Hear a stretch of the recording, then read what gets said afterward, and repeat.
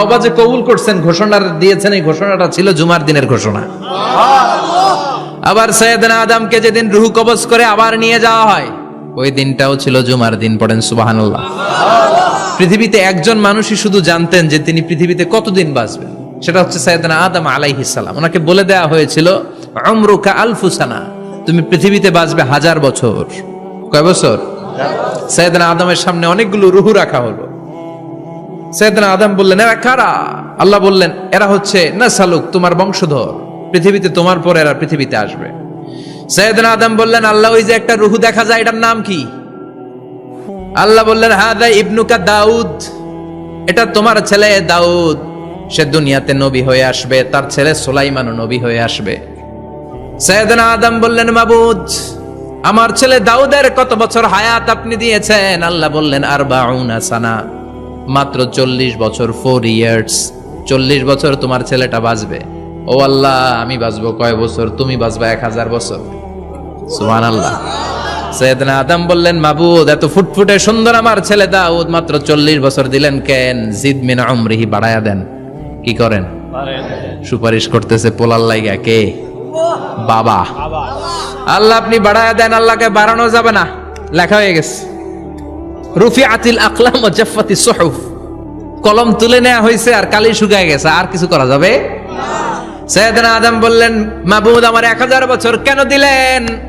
আমার এই সুন্দর ফুটফুটে ছেলেটারে মাত্র শুধুমাত্র 40 বছর কেন দিলেন? ও মাবুদ, আমার 1000 বছরের দরকার নাই, আমার 1000 বছর থেকে 60 বছর আমি আমার ছেলেরে দিয়ে দিলাম। দাউদ আলাইহিস সালাম বাঁচবে 40 বছর, তো বাপ আদম যদি আরো 60 দেয়, 40 আর 60 মিলে কত হয়? 100। ভালো হিসাব বুঝে, 100। আর আদম আলাইহিস সালাম পেয়েছিলেন 1000 বছর, 60 কমে গেলে রইল কত? 940 বছর পৃথিবীতে থাকার পরে মালাকুল মাউত চলে এসেছে। কারণ এটা on time, the death will come on time, it never late, কখনো দেরি হয় না। আল্লাহ বললেন, লিকুল্লি উম্মাতিন আজালুন ফাইযা জাআ আজালুহুম লা ইস্তাখিরুনা সাআতান ওয়া লা ইস্তাকদিমুন। মৃত্যুর একটা নির্ধারিত সময় আমি বেঁধে দিয়েছি, অন টাইম। অন টাইমেই চলে আসে, 1 সেকেন্ড আগেও আসবে না, 1 সেকেন্ড পরেও আসবে না। 940 বছর বয়সে মালাকুল মাউত এসে হাজির, এসে বলল, জিইতু আন আকবাদা রূহাক, রূহ কবজ করতে আসছি। আদম আলাইহিস সালাম বললেন, রূহ কবজ করতে আসছো মানে? আমি বাঁচবো তো 1000 বছর। কয় বছর? মালাকুল মাউত বললেন, না না, ওই যে আগের কথা স্মরণ করেন, আপনি 60 বছর দিয়া দিছিলেন। কয় না, আমি দেই নাই, আমি আরো বাঁচুম, আরো 60 বছর পাওনা আছি, আমি দেই নাই। মালাকুল মাউত বললেন, আপনি দিয়েছেন। আদম বলে, দেই নাই। মালাকুল মাউত বলে, আল্লাহ ঘটনা দেখেন, দিয়া কয় দেই নাই। আল্লাহ কয়, থাক, কথা কইস না, আয়া পড়। সুবহানাল্লাহ পড়েন। নাসিয়া আদম ফানাসিয়া বানু, ভুলে গেছেন উনি। আমরা ভুলে যাই, আমরা খেয়ে বলছি খাই নাই, নিছিলাম পকেটে, কয় নেই নাই। এরকম ডাকাইত আছে না নাই? নাসিয়া আদম ফানাসিয়া বানু, বিশ্বনবী বললেন, আদম ভুলেছে তো তার সন্তানরাও ভুলে যায়। জাহাদা আদম ফাজাহাদাত যুররিয়াতু, আদম অস্বীকার করেছে, তার সন্তানরাও অস্বীকার করে। সেদিন থেকে আল কিতাব ওয়া শুহুদ, মানে লিখে রাখার সিস্টেম আর সাক্ষীর সিস্টেম চালু হয়েছে। সুবহানাল্লাহ পড়েন। সুবহানাল্লাহ। 940 বছর বয়সে মালাকুল মাউত এসে আদম আলাইহিস সালামের রূহ নিতে পারে নাই। উনি 1000 বছর যখন হয়েছে তখন এসে সাইয়েদনা আদম আলাইহিস সালামের রূহ কবজ করেছে। যেই দিন পৃথিবীর প্রথম মানব, প্রথম নবীর রূহ মালাকুল মাউত দুনিয়া এসে কবজ করেছে, ওই দিনটাও ছিল জুমাবার। সুবহানাল্লাহ, আল্লাহু আকবার। আবার বিশ্বনবী বললেন, লা তাকুমুস সাআ ইল্লা ফি ইয়াউমিল জুমআহ ইযা যুলজিলাতিল আরদু জিলজালাহা ওয়া আখরাজাতিল আরদু আসকালাহা ইযা রুজ্জাতিল আরদু রাজ্জান ওয়া বুসাতিল জিবালু বাসসা। কিয়ামতের দিন পৃথিবীটাকে একটা প্রকম্পন দিয়ে কাঁপিয়ে দিবে কে? আল্লাহ। মারাত্মক একটা ঝাঁকুনি দিবে আল্লাহ, পুরো পৃথিবীটা কেঁপে ভেঙে চুরে খান খান হয়ে যাবে। এই ঝাঁকুনি আর আর্থকোয়েক, ভূমিকম্প এর ঘটনাটা যেদিন ঘটবে ওই দিনটাও হচ্ছে জুমার দিন। চিৎকার করে পড়েন সুবহানাল্লাহ। তার মানে আদম সৃষ্টি হলো জুমার দিনে, দুনিয়ায় নামিয়ে দেয়া হলো জুমার দিনে। তওবা কবুল করে নেওয়া হলো জুমার দিনে, রূহ কবজ করা হলো জুমার দিনে, আবার কিয়ামত সংগঠিত হবে জুমার দিনে। পড়েন সুবহানাল্লাহ। আবার বিশ্বনবী বললেন, আর রমাদান ইলা রমাদান, এক রমজান থেকে আরেক রমজানের মাঝখানে যত গুনাহ হয় মাফ করে কে? আল্লাহ। তারপরে বিশ্বনবী বললেন, আল উমরাতু ইলাল উমরাহ, কেউ যদি একবার উমরা করে পরে আবার করলে 2 উমরার মাঝখানে গুনাহগুলো মাফ করে দেয় কে? আল্লাহ। আবার বিশ্বনবী বললেন, আল জুমআতু ইলাল জুমআ কাফফারাতুন লিমা বাইনাহুমা, এক জুমার পর থেকে সামনের জুমা আসা পর্যন্ত যে সগীরা গুনাহগুলো হয় সবগুলো সগীরা গুনাহ মাফ করে দেয় কে?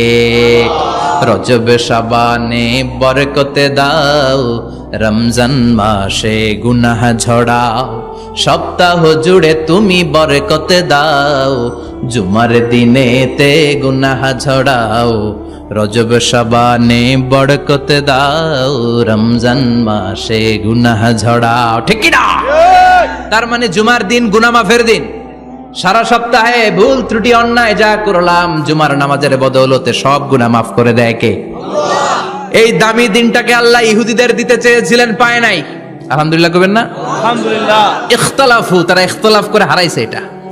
এই দামি দিনটা রব্বুল আলামিন নাসারাদেরকে দিতে চেয়েছিলেন, ফাখতালাফু, ওরাও ইখতিলাফ করে হারাইছে। এজন্য ইখতিলাফ ভালো জিনিস না খারাপ জিনিস? মারামারি ভালো জিনিস না খারাপ জিনিস? আর ঐক্য করা ভালো জিনিস না খারাপ জিনিস? ঐক্য করতে রাজি আছেন? ইহুদিদেরকে আল্লাহ দিতে চাইলেন, ইখতিলাফ করে হারাইছে। নাসারারাও হারাইছে।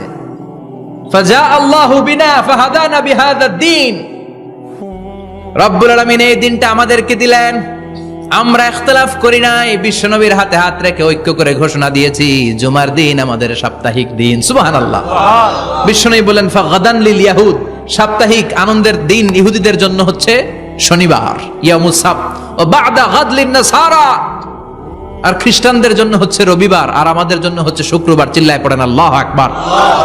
তার মানে জুমার দিন, জুমাবারের মর্যাদা বেশি না কম? চিল্লায় বলেন বেশি না কম? জুমার দিন সকালবেলা ফজরের নামাজের পর থেকে ফেরেশতারা যতগুলো মসজিদে জুমা অনুষ্ঠিত হয় ওই মসজিদে ঢোকার প্রতিটা দরজার মধ্যে দাঁড়িয়ে থাকে। কারা কারা আগে আগে জুমার নামাজ পড়ার জন্য মসজিদে যায়, প্রত্যেকের নামগুলো একটা জান্নাতের রেজিস্ট্রি খাতার মধ্যে তুলে নেয়। এই নামগুলো স্পেশালি আল্লাহর কাছে পাঠানোর জন্য। সুবহানাল্লাহ কইবেন না? ডানে বায়ে সামনে পেছনে যতগুলো দরজা, প্রতিটা দরজায় ফেরেশতারা বসে থাকে। কে আগে আসলো নাম তুলে দেয়। তুলতে তুলতে তুলতে তুলতে খতিব সাহেব যখন খুতবা দেওয়ার জন্য মিম্বারে যেয়ে বসে যায়, ফেরেশতারা তাদের খাতা বন্ধ করে তারাও খতিব সাহেবের সামনে জুমার খুতবা শোনার জন্য বসে যায়। পড়েন সুবহানাল্লাহ। প্রথম জুমার দিন জুমার মসজিদে যে ঢুকবে, বিশ্বনবী বললেন, আল্লাহর রাস্তায় একটা উট কুরবানি দিলে যেই সওয়াব, এই সওয়াব আল্লাহ আমলনামায় দিয়ে দেয়। দ্বিতীয় পর্যায়ে যে ঢুকে, বিশ্বনবী বললেন বাকারা, গরু কুরবানির সওয়াব পায়। 3 নম্বরে যে ঢুকবে, বিশ্বনবী বললেন কাবসা, হাদিসের ভাষায় এসেছে আল কাবাস, কাবাস মানে হলো বকরি, বকরি কুরবানির সওয়াব। 4 নম্বরে যে ঢুকবে তার হচ্ছে দাজাজা, দাজাজা মানে মুরগি। 5 নম্বরে যে ঢুকবে, বিশ্বনবী বললেন বাইদা, নোয়াখালীরা কয় বয়দা, আমরা কই আন্ডা, কুমিল্লায় কই ডিম। আছে না নাই? এক দেশের কত ভাষা, এক দেশের গালি আর এক দেশের বুলি। আমরা বলি ছেলে, কুষ্টিয়ায় বলে পুত্র, আরেক জায়গায় গেলে বলে হুত, আরেক জায়গায় গেলে বলে ফোয়া। আছে না নাই? এক এলাকায় বলে বেটা ছেলে, ছেলেদেরকে বেটা ছেলে। মরদ ফোয়া, মরদ ফোয়া হদ্দে না, মরদ ফোয়া হদ্দে। আহা, কি ভাষার বৈশিষ্ট্য। তো যেটাতে আমরা বলি ডিম, কোথা বলে আন্ডা, কোথাও বলে বয়দা। তো এই বয়দা আল্লাহর রাস্তায় দান করে দিলে যেই সওয়াব, পঞ্চম ব্যক্তি ওই সওয়াব পাবে। এই 5 জনের পরে আর লেখালেখি নাই, বাকিদেরটা নরমাল এন্ট্রি করে সব ফেরেশতারা খুতবা শোনার জন্য বসে যায়। সুবহানাল্লাহ। তো জুমার দিনে আগে আগে যাবেন তো? ইনশাআল্লাহ। সবাই রাজি আছেন? ইনশাআল্লাহ। চিৎকার করে পড়েন ইনশাআল্লাহ। ইনশাআল্লাহ। আলহামদুলিল্লাহ, আমরা এই জুমার দিনটাকে রাষ্ট্রীয় ছুটির দিন হিসেবে পেয়েছি, পাইছি না? 1984 সালে হুসাইন মোহাম্মদ এরশাদ সাহেব এই ভালো কাজ করছিলেন। উনি সব করছে জীবনে, স্বৈরাচারীও করছে, ভালো কাজও করছে। ঠিক। তো খারাপটা আর আমরা না বলি, যেটা ভালো এটাই বলি। উনার কারণে আজ অবধি এই 84 থেকে আজ 34 বছর বাংলাদেশের রাষ্ট্রীয়ভাবে সাপ্তাহিক ছুটির দিন কোনটা? আলহামদুলিল্লাহ কইবেন না? এই উসিলায় আল্লাহ ওনারে মাফ করুক। পৃথিবীর অনেক দেশে কিন্তু শুক্রবার ছুটির দিন না। আমি বছরের বেশিরভাগ সময় মালয়েশিয়াতে থাকি। মালয়েশিয়ার সাপ্তাহিক ছুটির দিন রবিবার। খ্রিস্টানদের সাথে অনেক বিজনেস তাদের মেনটেন করতে হয়, তো তারা যদি শুক্রবারে ছুটির দিন করে তাহলে সপ্তাহে 2 দিন ব্যবসা বাণিজ্য কাটা পড়ে যায়। নিজেদের কারণে শুক্রবার বন্ধ, যাদের সাথে বিজনেস ওদের কারণে রবিবার বন্ধ। আমরা আলহামদুলিল্লাহ আল্লাহর দয়ায় পবিত্র দিনটাতে পেয়েছি জুমাবার। আলহামদুলিল্লাহ পড়েন আলহামদুলিল্লাহ। এজন্য বিশ্বনবী বললেন, খবরদার এদিনের নামাজ মিস করো না। মান তারাকা সালাসা জুমাইন তাহাউনান, গাফলতি করে টানা 3টা জুমা যে এই ব্যক্তি মিস করলো, তবা আল্লাহু ফি কলবিহি, রব্বুল আলামিন ওই লোকটার অন্তরের মধ্যে মোহর মেরে দেয়। ওয়া কুতিবা ফি জুমরাতিল মুনাফিকিন, মুনাফিকদের খাতায় তার নাম তুলে দেয়। 3টা জুমা যদি কেউ মিস করে 2টা পানিশমেন্ট। এক হচ্ছে তবা আল্লাহু ফি কলবি, আল্লাহ অন্তরে মোহর মেরে দেয়। ভালো কথা ভাল লাগে না, নামাজ ভাল লাগে না, আজান ভাল লাগে না, ইসলাম ভাল লাগে না, শুধু মৌজ মাস্তি ভাল লাগে, গান বাজনা ভাল লাগে, এরকম আছে না নাই? জুমার নামাজে যায় না। আরেকটা হলো কুতিবা মিনাল মুনাফিকিন, মুনাফিকদের খাতায় নাম তুলে দেয়। আল্লাহ হেফাজত করো। আর জোরে পড়েন আমিন। আমিন। জুমার দিন আগে আগে মসজিদে আসবেন ইনশাআল্লাহ। সবাই রাজি? ইনশাআল্লাহ। আল্লাহ বললেন, ইয়া আইয়ুহাল্লাযীনা আমানু ইযা নুদিয়া লিস-সালাতি মিন ইয়াউমিল জুমুআতি ফাসআউ ইলা যিকরিল্লাহি ওয়া যারুল বাই', যালিকুম খায়রুল লাকুম ইন কুনতুম তা'লামুন। পড়েন না আল্লাহু আকবার। আল্লাহ বললেন, ও আমার মুমিন বান্দারা শোনো শোনো। আপনাদেরকে অ্যাড্রেস করে আল্লাহ বলছেন, ও আমার মুমিন বান্দারা শোনো, ইযা নুদিয়া লিস-সালাতি মিন ইয়াউমিল জুমআ, জুমার নামাজের আযান যখন দেয়া হয়, ফাসআউ ইলা যিকরিল্লাহ, আল্লাহর স্মরণে তোমরা ধাবিত হও। ওয়া যারুল বাই', কেনা বেচা বন্ধ করে দাও। যালিকুম খায়রুল লাকুম ইন কুনতুম তা'লামুন, এটাই তোমাদের জন্য কল্যাণ যদি তোমরা বুঝতে পারো। জুমার নামাজের আজান যখন হয়, ফাসআউ ইলা যিকরিল্লাহ, আল্লাহর স্মরণে তোমরা বের হয়ে যাও। আল্লাহু আকবার। ফাসআউ ইলা যিকরিল্লাহ ইযা নুদিয়া লিস-সালামি ইয়াউমিল জুমআ, জুমার নামাজের আজান যখন দেয়া হয় বের হয়ে যাও, তখন কোনো কাজ রাখা যাবে না। এই আজান দ্বারা উদ্দেশ্য হচ্ছে খতিব সাহেব খুতবা দেওয়ার জন্য মিম্বারে বসলে যে আজানটা দেয়া হয়, এই আজান। কথা বুঝতে পেরেছেন? কিন্তু দুর্ভাগ্যজনক হলে সত্য, আমাদের বাংলাদেশে এই আজানটা কেন যেন মুয়াজ্জিন ভাইরা ইমাম সাহেবের সামনে এসে আস্তে আস্তে দেয়, ছোট ছোট করে ইমাম সাহেবের মুখের উপরে দেয়, মাইকে দেয় না। এটা পাইছে কই? এটা যে কোত্থেকে ঢুকছে এক আল্লাহই ভালো জানে। আজান মানে অ্যানাউন্সমেন্ট। আজান মানে কি? কথা বলেন। অ্যানাউন্সমেন্ট কি জোরে হবে না আস্তে? তো সব আজান মাইকে এত সাউন্ড করে, এই আজানটা ইমাম সাহেবের মুখের সামনে এসে ছোট ছোট করে কেন দেয়? এটার কোনো দলিল আছে বলে আমার জানা নাই। এই আজানটাও মাইকে হতে হবে। আমি পৃথিবীর যত দেশ ঘুরেছি, অনেক বড় বড় মসজিদে আমি জুমার সালাত পড়েছি, সব জায়গায় মক্কাতুল মুকাররমা সহ মসজিদে নববী সহ সব জায়গায় খতিব সাহেব জুমার মিম্বারে বসার পরে যে আজানটা দেয়া হয়, এটাও অন্যান্য আজানের মতো মাইকে দেয়া হয়। আল্লাহ বললেন, ইযা নুদিয়া লিস-সালামি ইয়াউমিল জুমআহ, জুমার দিনের আজান যখন দেয়া হয়, এই আজান দ্বারা উদ্দেশ্য হচ্ছে খতিব বসলে যেই আজান 12:30 12:15 দিকে যেই আজান, এই আজান উদ্দেশ্য নয়। বিশ্বনবীর সময়ে এই 12:30 12:15 দিকে যে আজান ছিল, এটা ছিল না। বিশ্বনবীর সময়ে ছিল না, আবু বকরের সময়ে ছিল না, সাইয়েদনা ওমর ফারুকের সময়ে ছিল না। এটা চালু হয়েছে সাইয়েদনা ওসমান যুন্নুরাইনের সময়। তখন মদিনাতে মানুষের সংখ্যা অনেক বেড়ে গিয়েছে, লোকজন আর জায়গা হয় না, মুসল্লিতে ঠাসাঠাসি। উনি ঘোষণা দিলেন, সুকে জাওরা, জাওরা নামক বিশাল একটা বাজার আছে, ঘোষণা দিলেন এখন থেকে ওই জায়গায় জুমার নামাজ হবে। মানুষ যেন আগ থেকে প্রস্তুতি নিয়ে আসতে পারে, এজন্য জাওরা নামক বাজারে উনি আর একটা আজান দেওয়ার প্রচলন করলেন। সুবহানাল্লাহ। সেখান থেকে আজ অবধি আমরা এই অতিরিক্ত আজানটা দিয়ে থাকি। এটা নবীর সুন্নাত না, এটা সাহাবীর সুন্নাত। বিশ্বনবীর সুন্নাহ মেনে নেওয়া যেমনি আবশ্যক, 4 খলিফার থেকে পাওয়া সুন্নাতগুলো মেনে নেওয়া আবশ্যক। বিশ্বনবী বলেন, আলাইকুম বিসুন্নতি ওয়া সুন্নাতিল খুলাফায়ে রাশিদিন আল মাহদিন, আমার সুন্নাত ধরবা। হেদায়েত প্রাপ্ত 4 খলিফার সুন্নাত ধরবা। কেমনে ধরবা? ইক্ষু চিনেন? ইক্ষু না গ্যান্ডারি? নাকি আখ না কুশাই? হ্যাঁ, আখ। কাঁচা আখ খায় কি করে? এ সামনের দাঁত দিয়ে ভাঙে না? সামনের দাঁত দিয়ে বলে ভাঙে, চাপার দাঁত দিয়ে, এই জায়গার দাঁত দিয়ে শক্ত করে ধরতে হয়। বিশ্বনবী বললেন, আব্দু আলাইহা বিন নওয়াজিজ, আমার সুন্নত আর সাহাবীদের সুন্নতকে চাপার দাঁত দিয়ে আঁকড়ে ধরো, যাতে ছুটে না যায়। চিল্লায় পড়েন আল্লাহু আকবার। এটা সাইয়েদনা উসমানের সুন্নাত। বিশ্বনবী বললেন, ইযা নুদিয়া লিস-সালাহ মিন ইয়াউমিল জুমআতি ফাসআউ ইলা যিকরিল্লাহ, জুমার দিনে আযান যখন দেয়া হয়, ফাসআউ ইলা যিকরিল্লাহ, আল্লাহর স্মরণের দিকে ধাবিত হও। দেরি করো না। দেরি করা যাবে? আযান হইলে কোনো কাজ রাখবেন? কোনো ব্যস্ততা থাকবে? কাজ একটাই, জুমার নামাজ। চিল্লায় বলেন, কাজ একটাই, সেটা কি? আল্লাহ বললেন ফাসআউ। ফাসআউ এর শাব্দিক অর্থ হচ্ছে দৌড়াও। আসলে কি?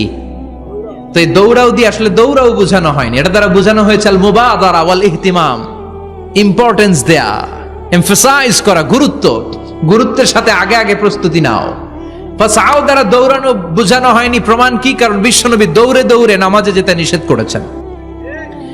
বিশ্বনবী বলেছেন, ইযা উকিমাতিস সালাহ, মনোযোগ দিয়ে শুনেন, ইযা উকিমাতিস সালাতু ফালা তাতুহা তাসআউন ওয়া আতুহা তামশুন আলাইকুম বিসাকিনা ফামা আদরাকতুম ফাসাল্লু ওয়া মা ফাতাকুম ফাতিম্মু। যখন নামাজ শুরু হয়ে যায় দৌড়ে দৌড়ে যাবে না, তামশুন হেঁটে হেঁটে যাও, আলাইকুম বিসাকিনা ধীরে ধীরে যাও, ফামা আদরাকতুম ফাসাল্লু ইমাম সাহেবের সাথে যে যত রাকাত পাবা পড়বা, ওয়া মা ফাতাকুম ফাতিম্মু যেটা ছুটে যায় নিজে নিজে পড়ো, কবুল করে নেবে কে?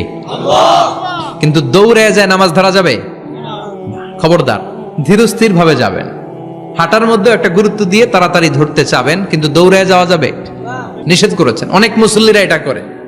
ধরেন মাগরিবের নামাজ, অজুখানাতে মুসল্লিরা অজু করতেছে, ইমাম সাহেব নামাজ শুরু করেছেন, আল কারিআতু মাল কারিআ ওমা আদরাকা মাল কারিআ, মুখস্থ আছে না সবার? মুসল্লি মনে করতেছে অজু হয়েছে আমার অর্ধেক, এখন যদি তাড়াতাড়ি অজু না করে দৌড় না দেই রাকাত পাওয়া যাবে? রাকাত পাওয়ার জন্য দিছে দৌড়। মসজিদে হচ্ছে টাইলসের মসজিদ, পিছলায় পয়রা মুসল্লি একদিকে, লুঙ্গি আরেকদিকে। আছে না নাই? আমার কাছে খবর আছে এরকম পা ভাঙছে অনেকের। রাকাত ধরার জন্য মুসল্লি তাড়াহুড়ো করে দিছে দৌড়, মুসল্লি একদিকে লুঙ্গি, ঠ্যাং ভাঙ্গা শেষ, এখন ল্যাংড়া। বিশ্বনবীর কথা মানে নাই, ওটারে ল্যাংড়া বানাইছে কে? আল্লাহ। এজন্য বিশ্বনবী বললেন, খবরদার দৌড়ে যাবে না, একামত হয়ে গেলে ধীর স্থির ভাবে যাও। কেননা দৌড়ে দৌড়ে আপনি কার দরবারে যাবেন? উনি তো সব রাজার বড় রাজা, মহারাজা। মহারাজার দরবারে তাড়াহুড়ো করা যায় নাকি? না। ফিট হয়ে কাপড় চোপড় পরে আতর টাতর মেখে ধীরস্থির ভাবে যাবেন। দৌড়ে গেলে আপনার হার্টবিট বেড়ে যাবে, আপনার ব্রেথ ইন ব্রেথ আউট, শ্বাস প্রশ্বাস বেড়ে যাবে। তো হাঁপানির চোটে তো আপনি হাঁপাতে থাকবেন। আপনি তাহিয়া পড়বেন কখন, তাসবিহ পড়বেন কখন, আল্লাহর প্রশংসা করবেন কখন? চিল্লা এখন ঠিক কিনা? এজন্য আল্লাহ বললেন ফাসআউ ইলা যিকরিল্লাহ, জুমার নামাজের আযান যখন হয়ে যায় তোমরা আল্লাহর জিকিরের দিকে ধাবিত হও। যিকরিল্লাহ, আল্লাহর স্মরণ। জিকির মানে কি? কিন্তু এই জিকির দ্বারা এই আয়াতে উদ্দেশ্য হচ্ছে আল খুতবাতাইন, জুমার দুই খুতবা। জুমার জিকিরের অনেক অর্থ আছে। জিকির মানে সালাত, জিকির মানে কোরআন, জিকির মানে ওয়াজ, জিকির মানে সম্মান। আবার জিকির মানে জুমার দুই খুতবা। আবার জিকির মানে সুবহানাল্লাহ, আলহামদুলিল্লাহ, লা ইলাহা ইল্লাল্লাহ, সুবহানাল্লাহ, আলহামদুলিল্লাহ, লা ইলাহা লা ইলাহা ইল্লাল্লাহু মুহাম্মাদুর রাসূলুল্লাহ সাল্লাল্লাহু। এটাও জিকির। সুবহানাল্লাহ, আলহামদুলিল্লাহ, আল্লাহু আকবার। এই তিন জিকিরের চেয়ে শ্রেষ্ঠ কোন জিকির আছে? কথা কন। বিশ্বনবী প্রত্যেক ফরজ নামাজের পরে সুবহানাল্লাহ 33 বার, আলহামদুলিল্লাহ 33 বার, আল্লাহু আকবার 34 বার পড়তেন। রাজি আছেন? সবাই পড়তে রাজি আছেন? ইনশাআল্লাহ। লাফালাফি করবেন না তো? ঘাড় বাঁকা করবেন না তো? হুই হুই করে চিল্লাফাল্লা করা যাবে? জিকিরের মধ্যে সৌন্দর্য আছে না নাই? আল্লাহ নিজেও সুন্দর। আল্লাহর কাছে যেটা আমরা পেশ করব সবটাই সুন্দরভাবে পেশ করতে হয়। চিল্লা এখন ঠিক কিনা? তার মানে জিকিরের অনেক অর্থ। জিকিরের এক অর্থ হলো কোরআন। জিকিরের এক অর্থ কি? কোরআন। আপনি যখন কোরআন পড়েন তখন জিকির করেন কার? আল্লাহ। কথা বলেন। আবার আপনি যখন নামাজ পড়েন জিকির করেন কার? আবার আপনি যখন লা ইলাহা ইল্লাল্লাহ এটা পড়েন জিকির করেন কার? পড়েন সুবহানাল্লাহ। এই লা ইলাহা ইল্লাল্লাহ সবচেয়ে শ্রেষ্ঠ জিকির।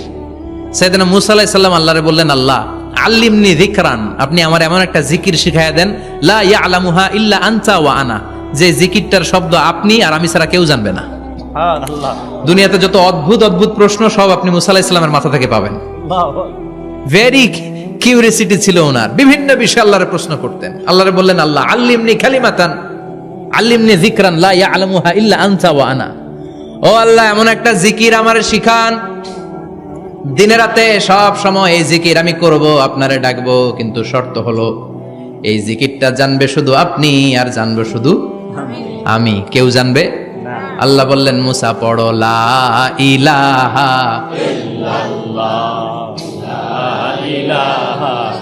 লা ইলাহা ইল্লাল্লাহু মুহাম্মাদুর রাসূলুল্লাহ সাল্লাল্লাহু। আল্লাহ বললেন, মুসা পড়ো লা ইলাহা ইল্লাল্লাহ। মুসা আলাইহিস সালাম কয়, মাবুদ এটা তো জাতীয় জিকির, সবাই জানে। জানে না? জানে না লা ইলাহা ইল্লাল্লাহ এমন কেউ আছে? কথা কন, জানেন না আপনারা? কথা বলেন, জানেন না? মুসা আলাইহিস সালাম বললেন, আল্লাহ এটা জাতীয় জিকির কইলেন কেন?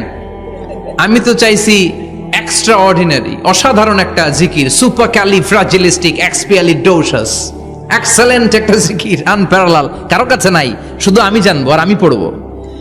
আল্লাহ বললেন, মুসা এই লা ইলাহাকে যদি এক পাল্লায় রেখে দাও, তামাম বিশ্ব, সাত আকাশ, সাত জমিনটারে তুলে যদি তুমি আরেক পাল্লায় রেখে দাও, লা রাজাহাত কাফাতু লা ইলাহা ইল্লাল্লাহ, মুহূর্তের মধ্যে লা ইলাহার পাল্লা ভারী হয়ে যাবে। ও মুসা, তুমি যতই এক্সক্লুসিভ জিকির চাও, লা ইলাহার চেয়ে দামি জিকির আমার কাছে নাই। চিৎকার করে পড়তে হবে আল্লাহু আকবার। তার মানে নামাজ ও জিকির, কোরআন ও জিকির, এই যে আমরা ওয়াজ করতেছি এটাও কি কথা কন?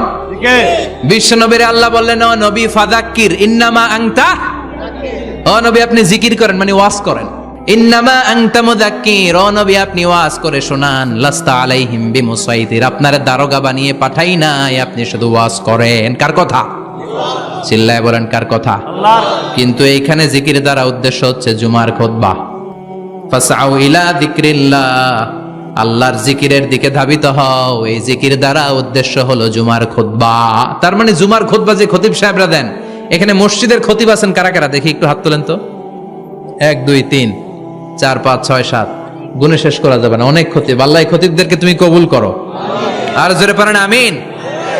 এই যে যিকরুল্লাহ, ফাসআউ ইলা যিকরিল্লাহ দ্বারা আল্লাহ তাআলা জুমার খুতবাকে বুঝিয়েছেন। কি বুঝিয়েছেন? ফাসআউ ইলা যিকরিল্লাহ, আল্লাহর জিকিরের দিকে, আল্লাহর স্মরণের দিকে ধাবিত হও। এটা দ্বারা উদ্দেশ্য হচ্ছে জুমার খুতবা। আল্লাহ বুঝাতে চাইলেন জুমার খুতবা যাতে মিস হয়ে না যায়, এজন্য জুমার খুতবারে যেন তেন মনে করবেন না, এটা ওয়াজিব। জুমার নামাজ যেমনি ওয়াজিব, জুমার খুতবা দেও, কথা বলেন, জুমার খুতবা ওয়াজিব, শোনা ওয়াজিব, খুতবা দেওয়া ওয়াজিব। এই জন্য রব্বুল আলামিন জোহরের নামাজকে ফরজ করে দিয়েছেন 4 রাকাত। যেহেতু জোহরের নামাজের আগে পরে কোনো খুতবা নাই, জুমার দিন খুতবা আছে, তাই জুমার দিন 4 রাকাত থেকে কমিয়ে তিনি 2 রাকাত করে দিয়েছেন। কি ব্যালেন্সড ইসলাম, কি ভারসাম্যপূর্ণ আমাদের জীবন বিধান। প্রতিদিন জোহরের সময় ফরজ কয় রাকাত, কিন্তু জুমার দিন ফরজ কয় রাকাত? 2 রাকাত কমাইলো কেন?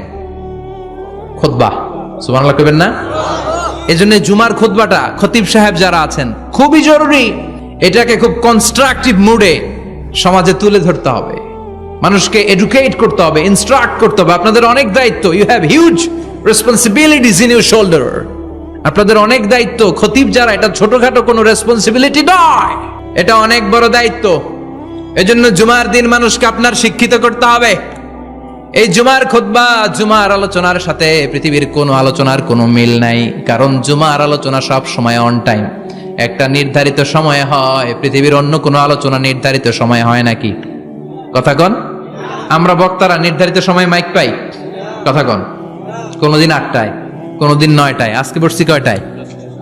কিন্তু জুমার খুতবার এটা চেঞ্জ হয়। কি বরকতের একটা জলসা! ওই দিন সবাই আসতে হয় মসজিদে, ফুল টাইম নামাজি এরা আসে, পার্ট টাইম নামাজি এরা আসে, বেনামাজি এরাও আসে, আস্তিক এরা আসে, নাস্তিক এরাও আসে, আওয়ামী লীগ আসে, বিএনপি আসে, জাতীয় পার্টি আসে, জামাত ইসলাম আসে, হেফাজতে ইসলাম আসে, তাবলিগের ভাইয়েরা আসে, পীরের মুরিদেরা আসে, সবাই আসে। তাহলে এটা জরুরি দিন না? তাফসির মাহফিলের সাথে জুমার একটা মৌলিক পার্থক্য হচ্ছে, তাফসির মাহফিল আমাদের ধরে রাখতে হয়। কি করতে হয়? ধরে না রাখলে শ্রোতা উঠে যায়। কিন্তু জুমার খুতবা কি ধরে রাখা লাগে? কথা কন, ওঠার সুযোগ আছে? কারণ সামনে কি জুমার নামাজ। সুবহানাল্লাহ কইবেন না? এটা অনেক জরুরি। এজন্য জুমার খুতবা যারা দেন এরা বিশ্বনবীর দায়িত্ব পালন করেন। আল্লাহু আকবার। বিশ্বনবীর মাদানী ইনিংস কয় বছরের? 10 বছর। বিশ্বনবীর মাদানী ইনিংস শুরু হয়েছে মসজিদে নববী তৈরি করার মধ্য দিয়ে। বিশ্বনবী মসজিদে নববী তৈরি করার পর মসজিদে নববীর খতিব হিসেবে দায়িত্ব নিলেন। সুবহানাল্লাহ। বিশ্বনবী একটা, দুইটা, পাঁচটা, 10টা না, মসজিদে নববীতেই 10 বছরের ইনিংসে 500টারও বেশি জুমার খুতবা দিয়েছেন। সুবহানাল্লাহ। বাড়িতে যায় বললেন কত খুতবা? 500রও বেশি খুতবা দিয়েছে। মদিনার সমাজটা এমনি জান্নাতি সমাজ হয় নাই। মদিনার সোসাইটিটাকে জান্নাতি সমাজ বানানোর জন্য বিশ্বনবীকে 500টা বক্তব্য দিতে হয়েছে। চিল্লায় পড়েন আল্লাহু আকবার। প্রতি সপ্তাহে যে আয়াতগুলো নাজিল হতো বিশ্বনবী এগুলো নিয়ে কথা বলতেন। এই সপ্তাহে যে সমস্ত আয়াতগুলো নাজিল হলো ওই আয়াতগুলো নিয়ে বিশ্বনবী জুমার দিন খুতবার মধ্যে কথা বলতেন। এই সপ্তাহের মধ্যে রাষ্ট্রীয় যত ক্রাইসিস আছে এই সমস্যাগুলো নিয়ে বলতেন। এই সপ্তাহে সমাজের মধ্যে বড় বড় যত ঘটনাগুলো ঘটে গেল এগুলো নিয়ে বিশ্বনবী জুমার দিন কথা বলতেন। সুবহানাল্লাহ। এজন্য খতিব যারা আছেন জুমার আলোচনাটা অনেক কনস্ট্রাকটিভ, ফ্রুটফুল হতে হবে, কোরআনের আলোকে হতে হবে। বিশ্বনবী জুমার খুতবা দিচ্ছেন, হঠাৎ বিশ্বনবী দেখলেন হাসান আর হুসাইন লাল 2টা জামা পরে জুমার মসজিদের মধ্যে ঢুকে একবার কাতারের এইদিকে দৌড় মারে, আরেকবার ওইদিকে দৌড় মারে। ছোট বাচ্চাদের এরকম দৌড়াদৌড়ি আছে না নাই? ছোট বাচ্চাদেরকে মসজিদে ঢুকতে দেন তো না বের করে দেন? বের করে দেয়। সর্বনাশ। বাচ্চাদেরকে মসজিদ থেকে বের করবেন না, কখনোই বের করবেন না। তুরস্কের বিভিন্ন মসজিদে বড় বড় ফেস্টুন দিয়ে লেখা থাকে তারাবির নামাজে, জামাতের নামাজে মুরব্বীরা যখন সামনে নামাজ পড়বে পিছন থেকে যদি ছোট বাচ্চাদের চিল্লা চিল্লি আর কিচির মিচির শব্দ শুনতে না পাওয়া যায় তাহলে ভবিষ্যৎ প্রজন্ম নিয়ে আপনারা চিন্তিত থাকুন। পিছনে যদি বাচ্চাদের হই হুল্লোড় না থাকে, চিল্লা ফাল্লা না থাকে, তার মানে নেক্সট জেনারেশন এগুলো মুসল্লি হবে না, এগুলো হবে ডাকাত। এজন্য এরা বিভিন্ন প্রজেক্ট চালু করেছে। 40 দিন টানা ফজরের নামাজ যে ছোট বাচ্চারা মসজিদে এসে পড়বে ওই প্রজেক্টের আওতা থেকে একটা করে সাইকেল দিয়ে দেয়া হচ্ছে। সুবহানাল্লাহ কইবেন না? কুয়েতে আরেকটা প্রজেক্ট করছে, ফজরের নামাজে মুসল্লি নাই। কুয়েতের এই প্রজেক্ট হচ্ছে marriage project, second marriage project, দ্বিতীয় বিবাহ প্রকল্প। কি কাজ এই প্রকল্পের? তারা ঘোষণা দিল মসজিদে ফজরের সালাতে মুসল্লি পাওয়া যায় না, তো যারা যারা ফজরের নামাজে মসজিদে আসবে না, টাইমলি আসবে না, তাদেরকে মসজিদের টাকা দিয়ে মসজিদের অর্থায়নে দ্বিতীয় বিবাহের ব্যবস্থা করে দেয়া হবে। এই ঘোষণা দেওয়ার পর থেকে ওই এলাকার কোনো মহিলার তাহাজ্জুদ মিস হয় না। ফজর তো অনেক দূরে, তাহাজ্জুদের সময় থেকে হাজবেন্ডে ডাকা শুরু করে মসজিদে যাও, তাড়াতাড়ি তাড়াতাড়ি কোথায় যাও, কারণ মসজিদে না গেলে দ্বিতীয় বিয়ে আছে না নাই? সুবহানাল্লাহ কইবেন না? What a project, what a project, কত চমৎকার প্রজেক্ট। এই প্রজেক্টগুলো নেওয়ার দরকার আছে না নাই? এজন্য ছোট বাচ্চাদেরকে মসজিদ থেকে তাড়িয়ে দেয়া যাবে? এদেরকেও নিয়ে যান, এরা হাসতে খেলতে চলতে ফিরতে। আমি বাইরের যত জায়গায় তারাবি পড়েছি, অনেক দেশে তারাবি পড়েছি রামাদানে, ছোট বাচ্চারা পিছনে অনেক কিচির মিচির করে। হঠাৎ অ্যানাউন্সমেন্ট দেয় বাবা মারা ছেলে মেয়েদেরকে শান্ত করেন, কিছুক্ষণ শান্ত, 2 রাকাত পরে আবার চিল্লাচিল্লি, আছে না নাই? তো ওরা যদি না চিল্লায়, ওরা যদি লাফালাফি না করে, লাফালাফি কি 80 বছরের মুরব্বী করবে? কথা কয় না। মুরব্বী লাফালাফি করলে এটা মানাবে?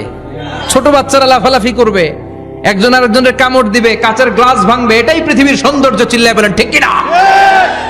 বিশ্বনবী একবার আসরের নামাজের সেজদা লম্বা করে দিলেন, সাহাবারা বললেন নবী নামাজের পরে ধরলেন অসুস্থ হয়ে গেলেন নাকি, অথবা কোরআনের আয়াত সেজদা অবস্থায় নাজিল হয়ে গেল নাকি? আসরের সেজদা তো এত লম্বা করতে কখনো দেখি নাই রে নবী। বিশ্বনবী বললেন না, অসুস্থ হই নাই, কোরআনের আয়াত নাজিল হয় নাই, আমি যখন সেজদায় লুটিয়ে পড়েছি, আমার কলিজার টুকরা নাতি হাসান আমার কাঁধের উপরে চেপে বসেছে।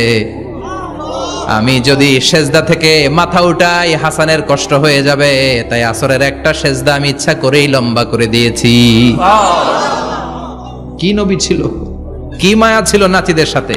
হাসান হুসাইন বিশ্বনবী, যে নবী হচ্ছে সব নবীদেরও সর্দার, ওই নবীরে ঘোড়া বানায়া, বিশ্বনবীর বাবরি চুল ছিল তো, ওই চুল ধরে এরকম ঘোড়া ঘোড়া খেলতো।